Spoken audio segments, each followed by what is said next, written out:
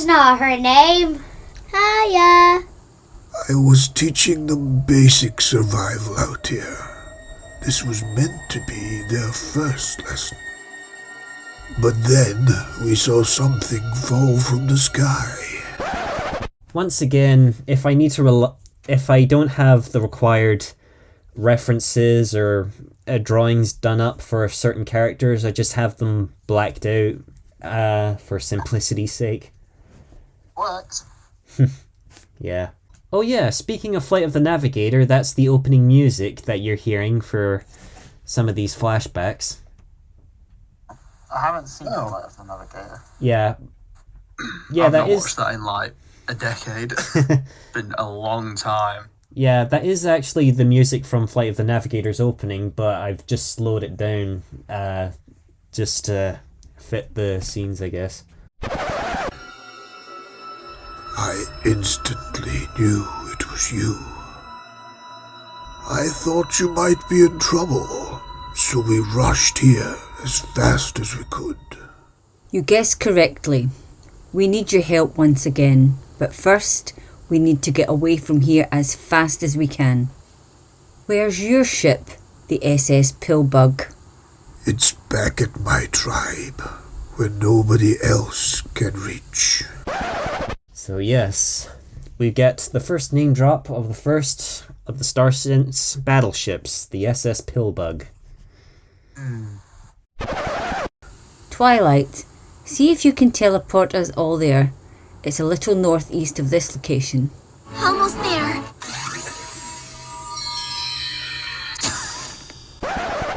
I like how Malcolm pops in at the end, just like, I'm here too. Yeah. I kind of wanted to make sure that, just so everyone's aware, I imagine that this is the starting point where Twilight and Malcolm are starting to get their powers back after trying to lift the ship. So, yeah. Just in case any of you were confused, like, why doesn't Twilight teleport them all there in the first place? But, still. Right. I thought it was fine.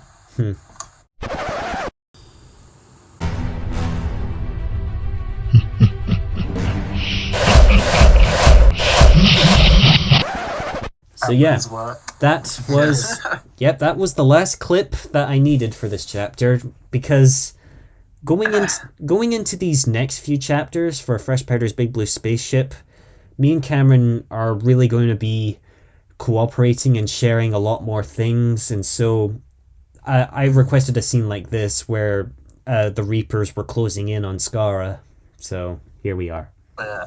It ends a bit odd because I assumed you're going to have this right at the end, you know, as like, oh god, they're here, but I didn't realise you weren't going to put this in, so that's why I faded to black. But if I had known it wasn't, I wouldn't have added the fade to black in the end of it, unfortunately. Yeah. It works, though. Yeah, it's fine. It still cuts back to the scene. So.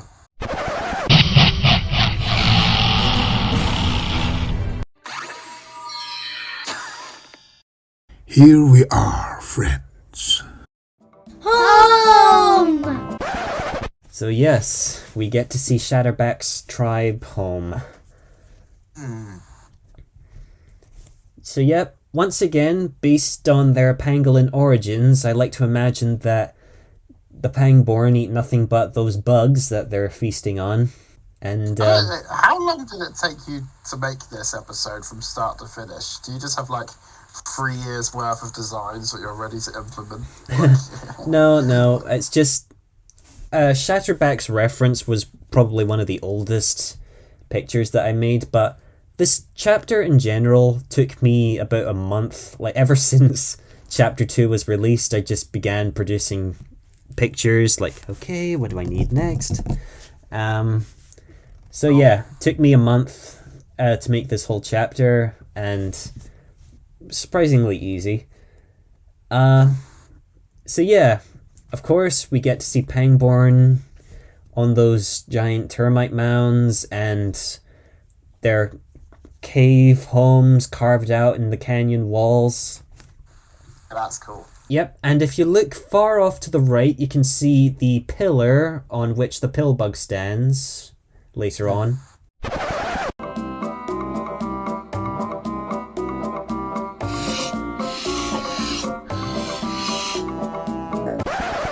Now, for those of you who are curious about this music, that's actually one of the romance dances from Viva Pinata. Oh. Yeah, I think it's probably the Sweetle romance dance. Like that music when I was reacting to the video. Yeah. The Viva Pinata music, I like them. They're short, they get the message across. This one just so happened to be desert themed, so here we are.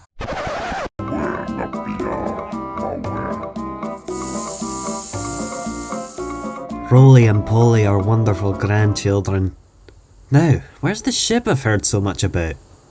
It's right up there.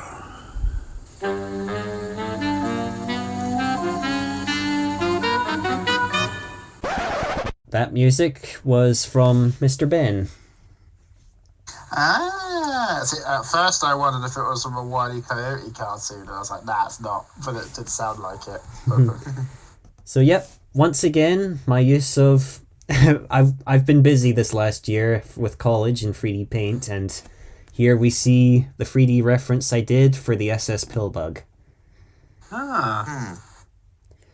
So yeah, I like imagining that Shatterback landed it up there when he no longer needed it, so that explains why he put it there, so no other Pangborn could get to it because they couldn't climb the pillar. So yeah. How did he get down, though? Do you not see what the Pangborn are capable of? They can bounce! Oh, true. Huh. Smart thinking. This way no other Pangborn could get to it. It looks like that thing hasn't started up in years. Don't worry, I've got this. Incredible. Simple design for such a complex machine. So yes, Iron Can attempts to restart the Pillbug. That's the first time we've seen him with his helmet up, but with his face showing inside the outfit. Yep. And of course, those are the laziest graphics I did for the inside of the Pillbug, but I honestly didn't need that much to show what was within.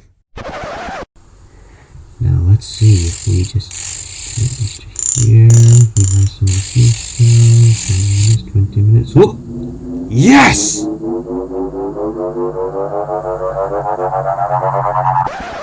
So yes, the Pillbug is activated again.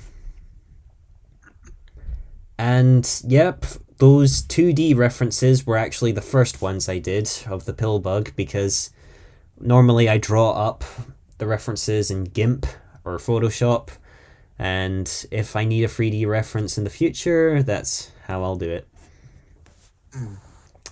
One other embarrassing detail that I couldn't fix until it was too late was, as you can see, the Pillbug's taking off, but in the immediate following scene where you see the whole crew staring up in amazement, for some reason Iron Can's still in the background, even though he's meant to be within the Pillbug flying it down to him.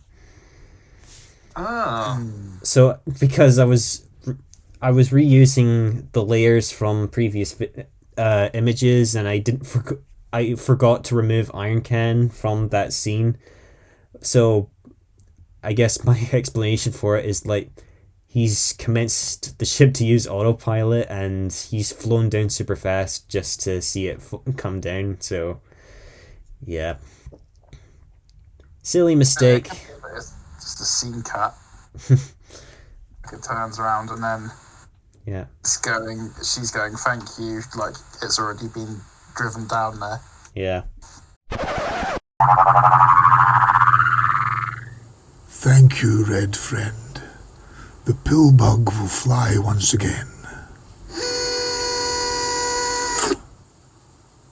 My whole tribe has offered to help dig out the preserver.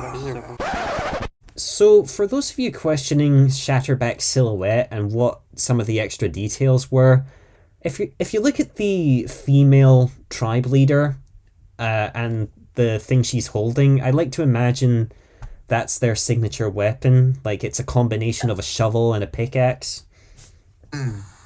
Because, of course, they have long claws for digging, so I thought if they had a weapon they can wield that can also be used for digging that could explain it. So yeah. Huh. So yeah, another detail I'd like to bring up is that if you look around at all the Pangborn lined up, the females all have smoother faces, while only the males have like that little thick bulbous neck like Shatterback. So I thought I'd have that as a dimorphism trait. Yeah, it's a nice detail. So yeah. Perfect. Everyone follow us. This is great. We will get the ship out in No.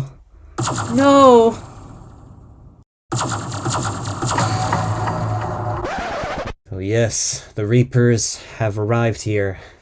And of course, those are screenshots of the main ship from Chapter 2, which I've reused for this scene. Yeah, it works. It works fine.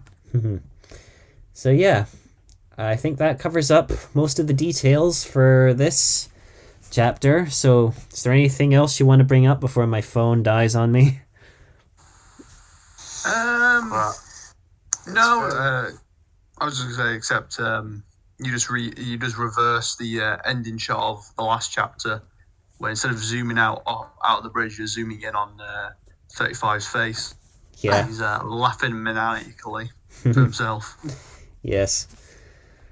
Dudley? I do like his maniacal laugh. It sounds like he's got big ambitions. Like, I think it's going to be interesting to see how this fight goes in the next chapter. It did take me a few takes to get it right. Well, It's good. So- Who's making the next chapter? Technically it's Cameron, but we're going to be collaborating quite a bit. I'm going to be sending quite a lot of clips his way on my end. Oh, yeah, that makes sense. Looking So, forward to it. yeah. So yeah, that's it from us, guys. We'll see you for the next chapters. Thank you, Cameron, for joining us. It's been a pleasure. That's all right. Thank you. So yep, we'll see you guys next time. So stay tuned, and we'll see you then. Bye. You see. Bye.